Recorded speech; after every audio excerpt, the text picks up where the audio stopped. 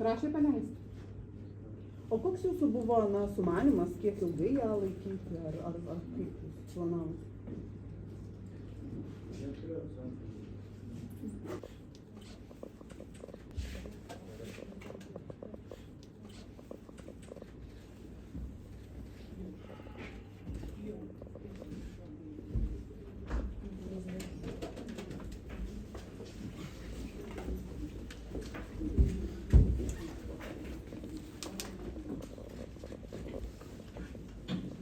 Bet jūs nepripažinot savo kalties iki teisminio tyrimo metu?